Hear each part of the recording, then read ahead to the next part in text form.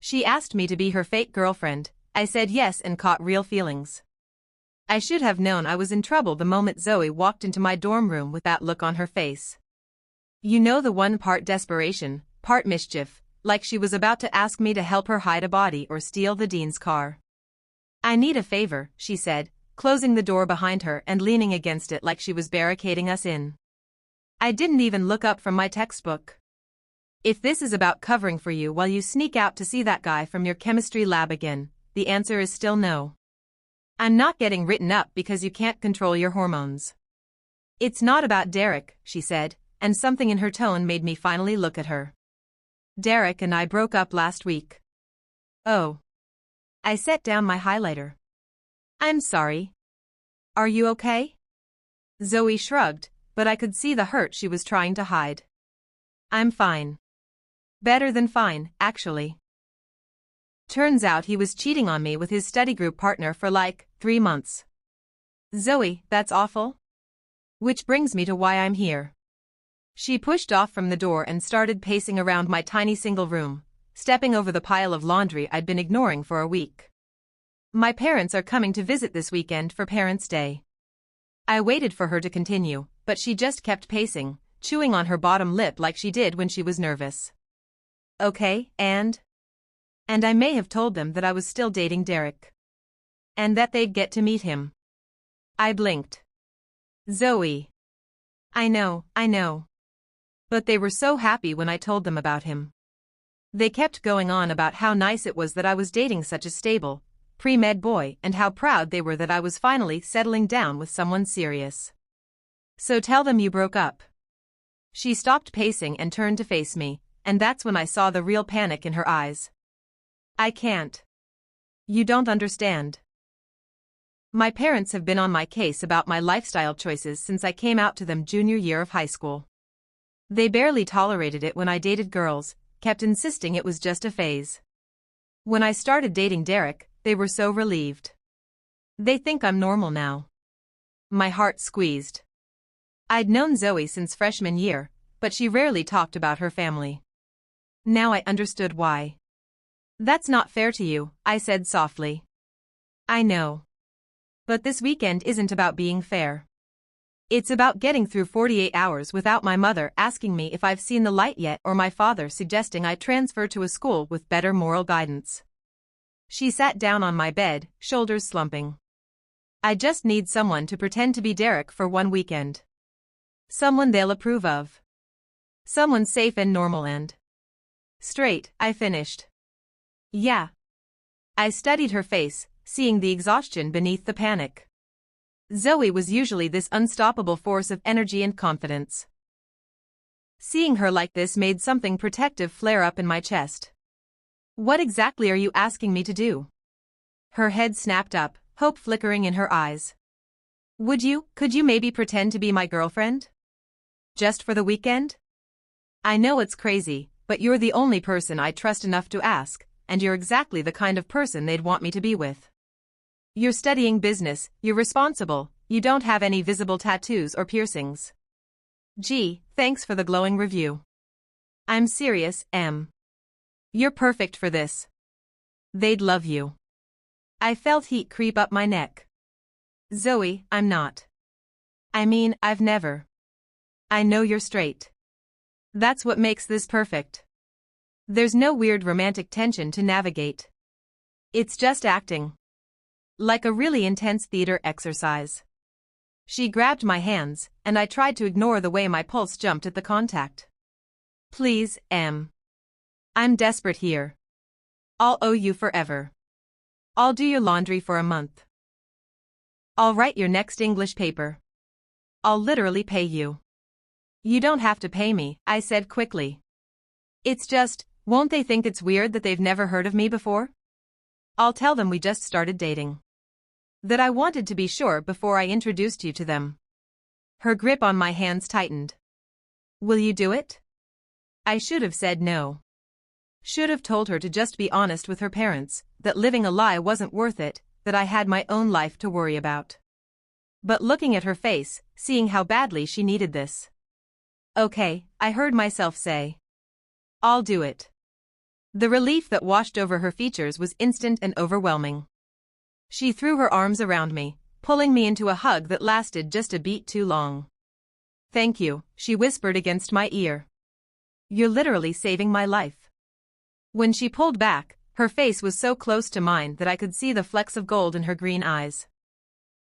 For a second, neither of us moved, and I felt this strange electric moment where the air seemed to shimmer between us.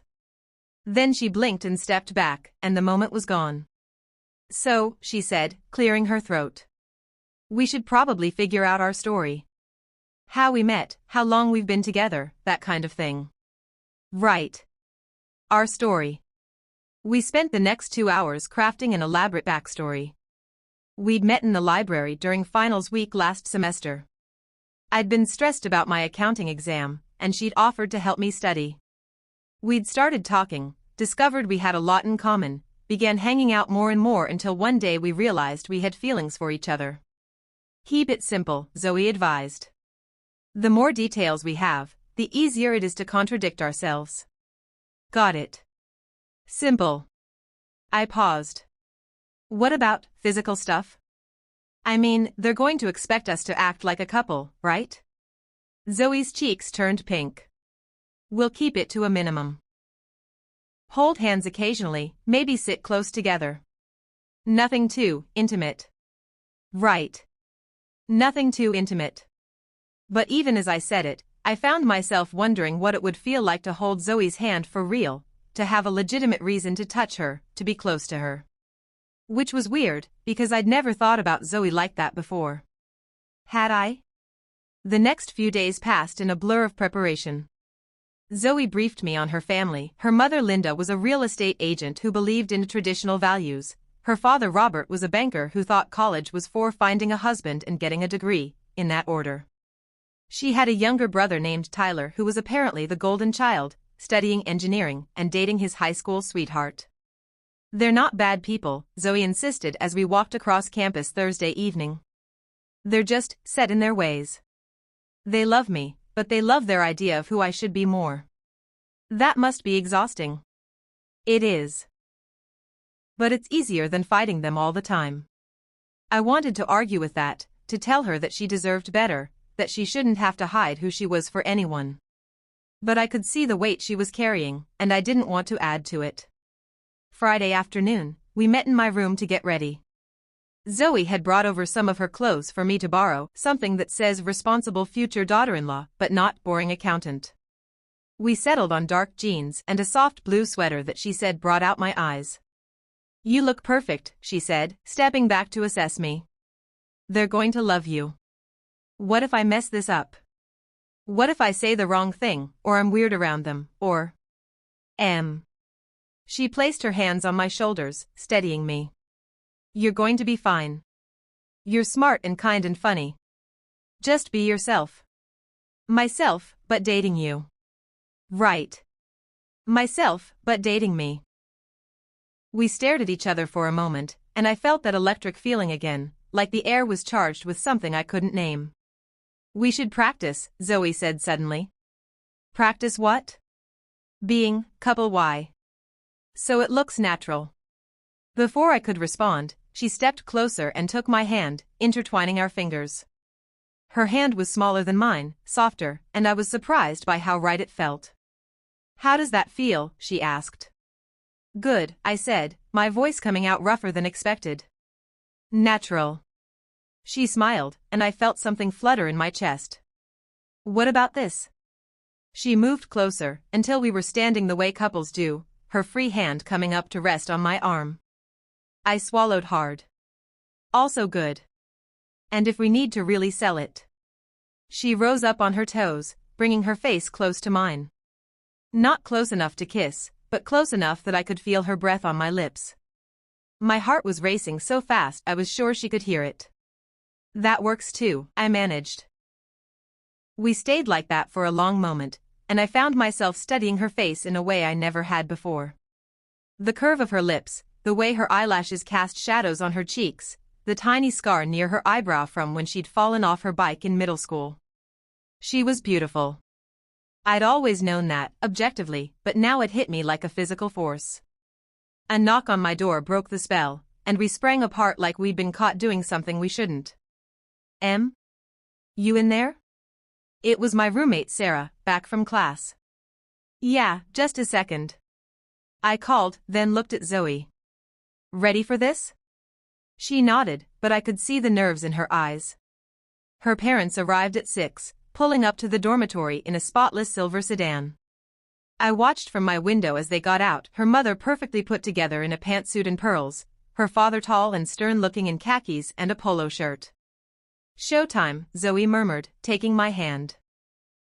The next hour was a whirlwind of introductions and small talk. Linda and Robert were exactly as Zoe had described, polite but assessing, asking me questions about my major, my family, my future plans. I found myself falling into the role easier than I'd expected, talking about my business classes and my internship applications, playing up the responsible, ambitious student persona. And how did you two meet? Linda asked over dinner at the campus restaurant. I glanced at Zoe, who squeezed my hand under the table. In the library, I said, sticking to our script. I was stressed about an exam, and Zoe offered to help me study. She was so patient with me, even though I was basically having a breakdown over accounting principles. That sounds like our Zoe, Robert said with a genuine smile. Always helping people. She's amazing, I said, and realized I meant it completely. I'm really lucky. When I looked at Zoe, her cheeks were pink and she was staring at me with an expression I couldn't quite read. The evening continued smoothly. We walked around campus, visited Zoe's favorite spots, sat together on a bench by the lake while her parents asked more questions. I found myself relaxing into the role, laughing at Robert's dad jokes, complimenting Linda's outfit, letting Zoe lean against me as we watched the sunset. It felt natural. Too natural. Back in Zoe's dorm room later that night, her parents had booked a hotel nearby. We collapsed onto her bed, exhausted. That went really well, she said, turning to face me. You were incredible. I think they actually like you better than they ever liked Derek. Really? Really. My mom asked me 3 separate times if I was serious about you. I felt a strange pang at that. What did you tell her? That I was very serious about you. Something in her voice made me look at her more closely. She was studying my face with an intensity that made my breath catch. Zoe. I know this is crazy, she said softly. And I know you're straight, and this is all just pretend, but... But what? She was quiet for so long I thought she wasn't going to answer. Then she said, but it doesn't feel like pretending anymore. My heart stopped. What do you mean? I mean today felt real. Holding your hand felt real. The way you looked at me during dinner felt real. The way you talked about me like you actually. She trailed off, shaking her head. Never mind. I'm being stupid. You're not being stupid. Yes, I am. You're doing me this huge favor, and I'm reading things into it that aren't there because I want them to be there. Zoe, look at me. She met my eyes reluctantly. What if they are there? What? The things you're reading into it. What if they're actually there? Her eyes widened. What are you saying? I took a shaky breath. I'm saying that today didn't feel like pretending to me either. I'm saying that when you took my hand, I didn't want to let go. I'm saying that when your mom asked if we were serious, part of me wanted to say yes and mean it. But you're straight. I thought I was. But then you asked me to be your fake girlfriend, and suddenly I'm realizing that the reason I said yes wasn't just because I wanted to help you. It was because the idea of being with you, even pretending to be with you, made me feel something I've never felt before. Zoe sat up, staring at me. Are you saying? I'm saying I don't think this is fake for me anymore. I'm saying I'm falling for you, and I don't know what that means about who I am or what I want, but I know I don't want this weekend to end. For a long moment, she just stared at me. Then, slowly, she reached out and cupped my face in her hands. Can I kiss you? She whispered. For real this time? Instead of answering, I leaned in and kissed her. It was nothing like the fake intimacy we'd practiced. This was soft and real and full of all the feelings I'd been trying not to acknowledge. When she kissed me back, I felt like I was finally, truly myself for the first time in my life. When we broke apart, we were both breathing hard. "Wow," she whispered. "Yeah. Wow. So what happens now?"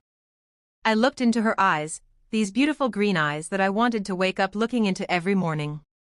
"Now we figure it out together. No more pretending." She smiled, this radiant, beautiful smile that made my heart race. "I can live with that." "Good," I said, pulling her closer. "Because I'm pretty sure I'm in love with you, and that's definitely not fake." The next morning, over breakfast with her parents, I watched Zoe light up as she talked about her art classes, her passion projects, her dreams for the future. I saw the way her parents' faces softened as they really listened to her, maybe for the first time in years. And when Linda asked me what I loved most about Zoe, I didn't have to think about the answer. "I love how she sees the world," I said, taking Zoe's hand and meaning every word. "She finds beauty and meaning in everything. She makes me want to be braver, more honest, more myself. She makes me believe that love is about finding someone who sees who you really are and loves you anyway." I saw tears gather in Zoe's eyes, and I squeezed her hand. "I love her," I said simply. "All of her." Later, as her parents were leaving, Linda pulled me aside. "Take care of our girl," she said softly. "I can see how much you mean to each other." "I will," I promised. "She means everything to me." And as I watched Zoe hug her parents goodbye, no longer hiding who she was, I realized that sometimes the best things in life come from the most unexpected places. Sometimes you agree to fake it, and end up finding something real.